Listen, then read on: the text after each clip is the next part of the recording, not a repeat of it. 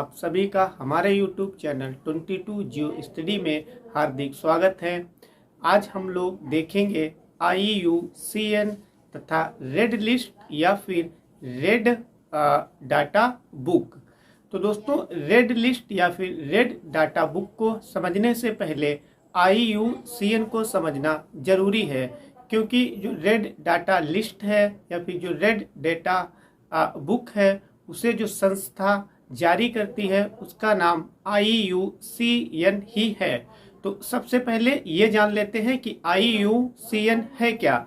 तो IUCN का पूर्ण रूप है यानी फुल फॉर्म है international union for conservation of nature, यानी यह एक अंतरराष्ट्रीय या फिर बोल लें वैश्विक एक संगठन है जो कि प्रकृति में क्या पादप और जीव जंतुओं के संरक्षण से संबंधित काम करती है। ठीक है, यहाँ पे देख लेते हैं। यहाँ से क्या है, पारिस्थितिकी संकट का अध्ययन करने, उसका संरक्षण करने और उस पर सुझाव देने हेतु इस संस्था का गठन या फिर इस संस्था की स्थापना सन 1948 में की गई थी। किस संस्था या किस संगठन की बात हो रही है? तो जो IUCN है ये इसकी बात हो रही है। इसकी स्थापना सन 1948 में की गई थी और इसका जो हेड ऑफिस है वो स्विट्जरलैंड के ग्लैंड शहर में स्थित है। इसका काम भी हमने देख लिया है, ये क्या क्या काम करती है। अब यहाँ पे देख लेते हैं IUCN, ये बहुत ज्यादा इंपॉर्टेंट है। IUCN यानी ये संस्था है ये, और वैश्विक प्रजाति कार्यक्रम, ये एक वैश्विक यानी पूरे विश्व में एक कार्यक्रम है। और प्रजाति उत्तरजीविता आयोग, यानी ये तीन संस्थाएं या संगठन मिलकर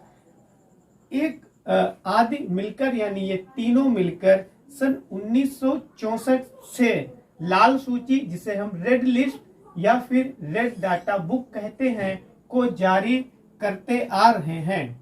तो यहाँ से याद करना है आपको, सन भी याद करना है। ये कब से जारी करते आ रहे हैं? 1964 से। और यदि ये पूछ ले कि IUCN की स्थापना कब हुई थी, तो इसकी स्थापना हुई थी सन 1948 में।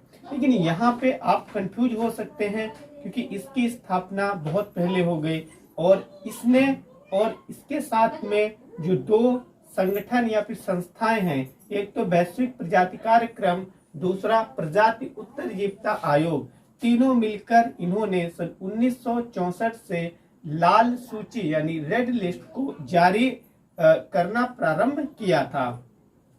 तो IUCN के बारे में हमने इतना जान लिया है। जो मेन फैक्ट है, जो प्रमुख फैक्ट है, उन्हें हम लोगों ने जान लिया है। अब देखते हैं रेड लिस्ट। तो ये रेड लिस्ट होती क्या है? रेड लिस्ट बोले या फिर रेड डाटा बुक बोले, ठीक है, बात एक ही है। तो देखते हैं ये क्या होती है। ये विश्व में असुरक्षित, विलुप्त, संकटग्रस्त आदि जीवों और पादप, यहाँ पे ये वेरी वेरी इंपॉर्टेंट है। ठीक है, क्यों इंपॉर्टेंट है इसे अभी यहाँ तक देखने के बाद में बताएंगे। जीवों और पादप प्रजातियों को 9 वर्गों में आकलित करके उसको सूचीबद्ध करती है। यहाँ पे ये इसलिए इम्पोर्टेंट है क्योंकि कभी कभी ऐसे ही क्वेश्चन वन लाइनर में आ जाता है कि जो रेड लिस्ट होती है या जो रेड डाटा बुक होती है उसमें किसका वर्गीकरण किया जाता है या किसे सम्मिलित किया जाता है। तो ऑप्शन में आप क्या आ सकता है? सिर्फ पादप, या फिर जैसे मान लो कि एक ऑप्शन में पादप दे दिया है, दूसरे ऑप्शन में जो जीव जंतु है जीव, लेकिन इसमें क्या है, दोनों का अध्ययन किया जाता है यानी दोनों को शामिल किया जाता है। पादप का मतलब है जो पेड़ पौधे होते हैं वो, ठीक है, और जीवो यानी जो जीव जंतु हैं उन्हें, इनका दोनों का ही वर्गीकरण इसमें किया जाता है।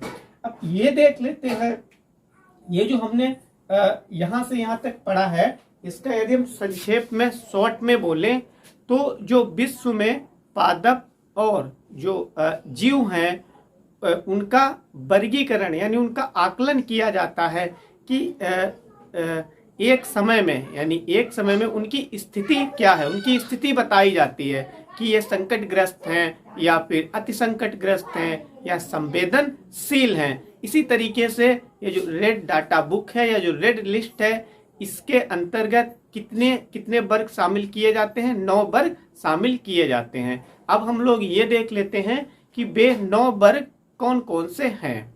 ठीक है, जो पहला वर्ग है वो है विलुप्त। यहाँ पे देख सकते हैं उसे क्या बोलते हैं? विलुप्त, और इंग्लिश में उसे एक्सटिंक्ट बोलते हैं। इसका मतलब क्या है? यानी वह प्रजाति या फिर वह पादप जिसका कोई भी जीवित सदस्य पृथ्वी पर अब नहीं है, तो उसे किस लिस्ट में रखते हैं? तो उसे विलुप्ति की कैटेगरी में रखते हैं। जैसे कि डायनासोर, तो डायनासोर अब यानी वर्तमान में पृथ्वी पर जीवित अवस्था में नहीं पाए जाते हैं, तो उन्हें हम किस कैटेगरी में रखेंगे? तो उन्हें रखेंगे विलुप्त की कैटेगरी में। सेकंड है वन विलुप्त, है ना, एक्सटिंक्ट इन द वाइल्ड।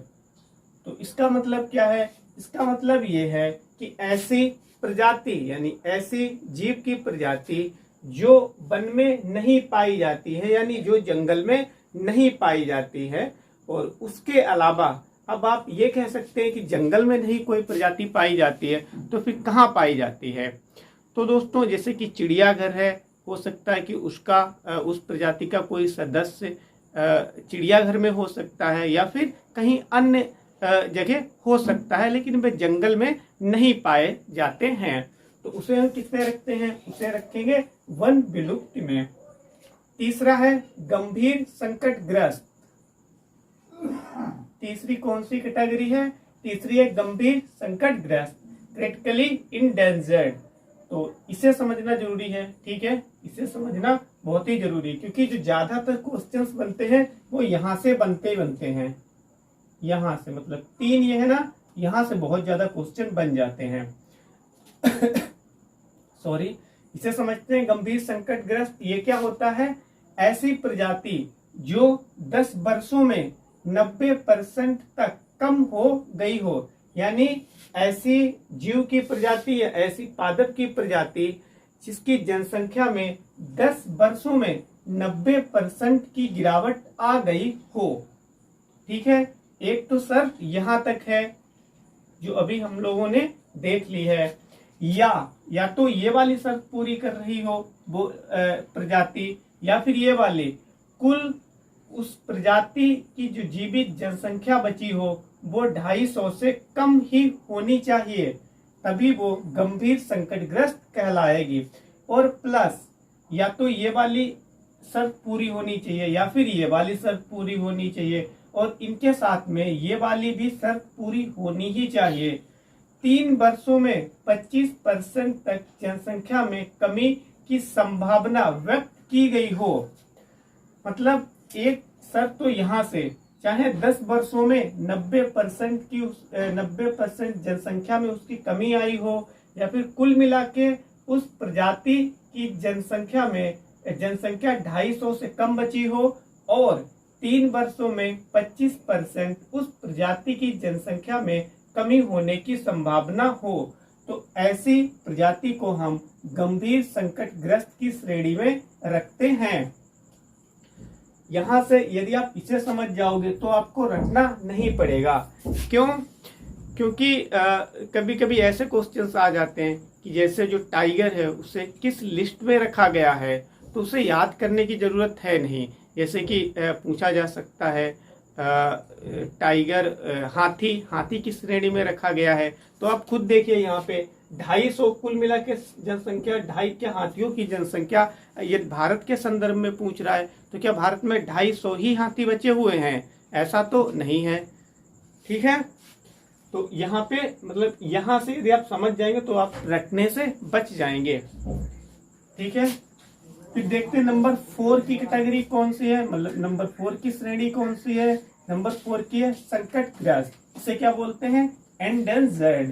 तो इसमें क्या है? इसमें पहली शर्त है 10 वर्षों में 70% जनसंख्या में कमी आई हो, यानी वो प्रजाति संकटग्रस्त की श्रेणी में रखी जाएगी जिसकी जनसंख्या में 10 वर्षों में 70% की कमी आई हो।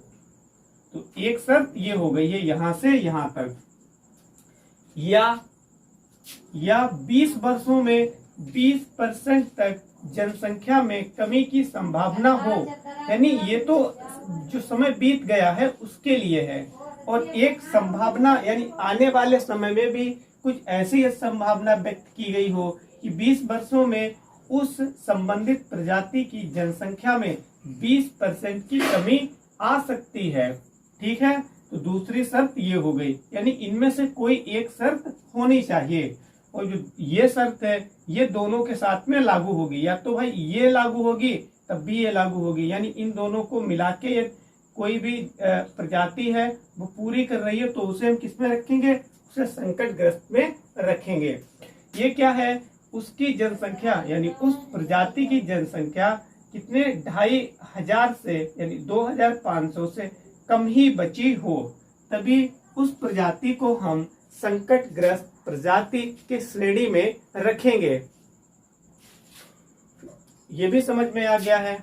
ठीक है, अब समझ लेते हैं यहाँ पे संवेदनशील यानी वल्नरेबल। इसमें क्या है, इसमें है 10 वर्ष में 50% की कमी हुई हो, यानी जो प्रजाति है या जो पादप है यदि उसे संवेदनशील की श्रेणी में रखा गया है तो इसका मतलब है या तो 10 वर्ष में उसकी कुल संख्या में 50% की कमी हुई हो, यानी कमी हुई है, या फिर उसकी कुल मिला के संख्या या जनसंख्या 10,000 से कम बची है। कितनी बची है, 10,000 से कम बची है।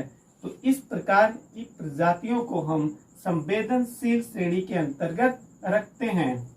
फिर देख लेते हैं संकटापन्न।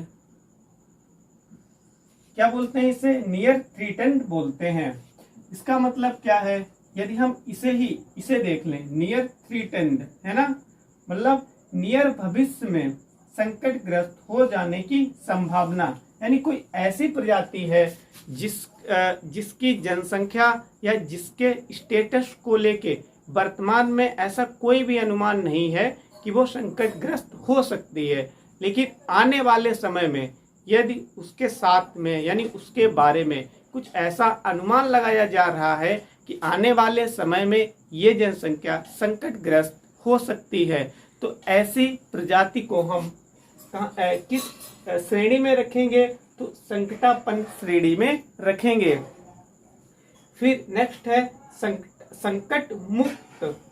ये क्या है, लीस्ट कंसर्न, यानी इस श्रेणी में किस प्रजाति को रखा जाता है, तो ऐसी प्रजाति जिसपे संकटग्रस्त का खतरा ना ही है, यानी वर्तमान समय में और ना ही आगे होगा, तो ऐसी प्रजाति को हम संकट किसमें रखते हैं, संकट मुक्त में यानी लीस्ट कंसर्न में रखते हैं।